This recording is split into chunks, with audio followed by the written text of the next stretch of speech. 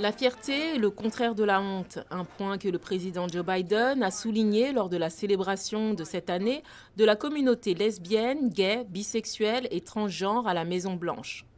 You are loved. Vous êtes aimé, vous êtes entendu, vous êtes compris et vous avez votre place. Et comme je le dis clairement, y compris dans mon discours sur l'état de l'Union, votre président, toute mon administration vous soutiennent. Nous voyons qui vous êtes, créés à l'image de Dieu. Vous méritez dignité, respect et soutien. Le candidat présidentiel et gouverneur de Floride, Ron DeSantis, a signé plusieurs projets de loi concernant les droits LGBTQ+, y compris la loi connue sous l'appellation « Ne dites pas gay » que Biden a qualifiée de haineuse. DeSantis affirme qu'il protège les valeurs conservatrices. Mais moi, en tant que président, je pousserai contre l'idéologie éveillée et contre la sexualisation des enfants. L'Ouganda a récemment adopté la loi dite « Tuer les gays », incitant certains Ougandais à fuir pour leur sécurité. Biden a décrit la loi comme immorale et honteuse, mais cette loi a des partisans, comme ce résident. Dieu a créé l'homme et la femme. Et ce que je dis est ce que pense la majorité des Ougandais. La porte-parole de la Maison-Blanche, Karine Jean-Pierre, a déclaré à la VOA que cette tendance à se servir de la loi pour restreindre les droits des homosexuels rend la célébration de cette année encore plus importante.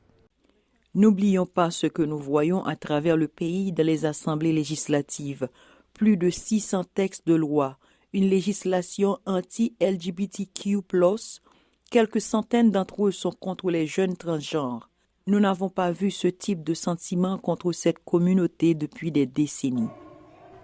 La communauté religieuse a des points de vue partagés sur les droits des homosexuels et parfois, les membres de la même congrégation religieuse auront des points de vue opposés sur la question.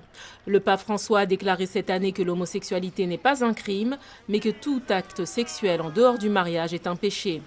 L'Église catholique ne bénit pas les unions homosexuelles. Certaines églises s'occupent spécifiquement de la communauté LGBTQ. Vous devez regarder le message global de la Bible qui affirme la dignité et l'humanité de chaque être humain créé à l'image de Dieu.